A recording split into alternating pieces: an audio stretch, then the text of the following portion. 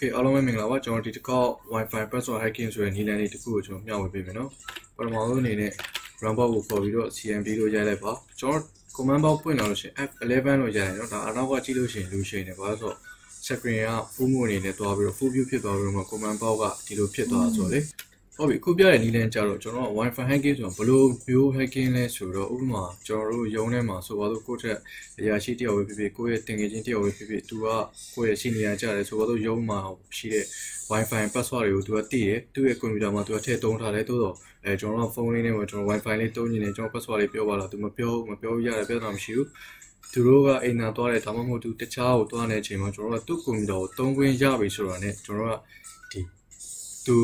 ဒီ computer နဲ့ချိန်ထားတဲ့ Wi-Fi ရဲ့ password တွေကိုကျွန်တော်သိအောင်လုပ်တဲ့နည်းပေါ့နော်အဲ့ဒီ hacking နည်းလေးတခုကိုကျွန်တော်ပြပေးမယ်နော် Okay ကျွန်တော်ပထမဆုံးအနေနဲ့သုံးရမယ့် command လေးက net access 1 show your profile one show profile ဆိုတဲ့ command လေးပါဒါဆိုကျွန်တော်ဒီထဲမှာချိန်ထားတဲ့ wireless no access point နေဒီဟာရဲ့ name တွေအကုန်ကြာလာလိမ့်မယ်ဒီမှာဆိုတော့ဟုတ်ပြီဆိုတော့ဒီမှာပြောတဲ့အရှိတယ်ဆို name နဲ့ပတ်သက်လို့ရှိရင် Windows command box မှာဘယ်လိုသွားလဲဆိုတော့ဥပမာဆိုတော့ခုနက command ကိုကျွန်တော်ပြန်လို့ချင်းအပေါ်များလေးကိုနှိပ်ပေးလိုက်နော် app arrow လေးကိုကျွန်တော်နှိပ်ပေးလိုက်မယ်ပြီးရင်ဒီဆိုတော့ဒီကျွန်တော်က cancel tag ဆိုတဲ့ဟာကိုလောက်ပါဆိုရင်ဒီကောင်လေးကိုဒီတိုင်းရေးလိုက်လို့ရတယ်သို့တော့ကျွန်တော်သိချင်တဲ့ Wi-Fi ကဒီလိုမျိုးပေါ့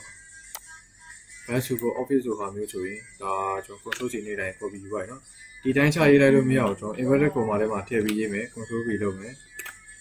အဲ့လိုထည့်ရေးမှရမယ်တိတာ space ပါလို့ရှိရင်လေ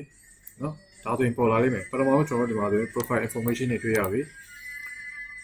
ဒီတော့ဆိုရင် type ကအမျိုးအစားပါတယ်ဆိုတော့ wireless LAN မျိုးစားဖြစ်တယ်သူရဲ့ name က bash support office ရဲ့ name နော် connectivity setting မှာသူရဲ့ SSID name ကိုတော့ID တန်းမှာတော့အဲ့လိုခေါ်ရနော် router ကနေကြည့်မယ်ဆိုရင်သူ SSID name ကိုပြောရဲ network type က infrastructure မျိုးနဲ့သူတွားတယ်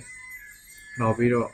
ဒီ security setting မှာဆိုကျွန်တော်ဗာတွေ့ရမယ်သူသုံးထား authentication ကနော် WPA2 person ကိုသူသုံးထားတယ်အဲ့အတွက် WPA2 ဖြစ်တဲ့အတွက်ကျွန်တော်တို့က security key ပါဖို့ပါမယ်နော် password ကဟောင်းလောင်းကြီးဖြစ်မနေတော့ okay အဲ့တော့ security key သူပါတယ်ဆိုတော့ present လို့ပဲရေးထားတာ key ကိုပါတယ်လို့ present ဆိုပါတယ်လို့တော့ကျွန်တော်သိသွားပြီဘာမှမသိသေးဘူးကျွန်တော်ခုန command ကိုကျွန်တော်ပြန်ယူမယ်ပြီးရင် space ချမယ် key equal to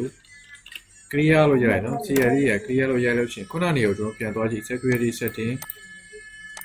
key content နေရာမှာ key ရတော့ဒီမှာ password 1 2 3 4 5 6တော်ဒီ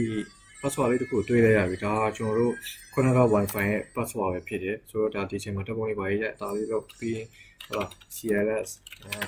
exit ဆိုပြီးတော့မှကျွန်တော်ထွက်ခဲ့လိုက်လို့ရပြီအားလုံးပဲသင်ပြမယ်လို့ထင်ပါတယ်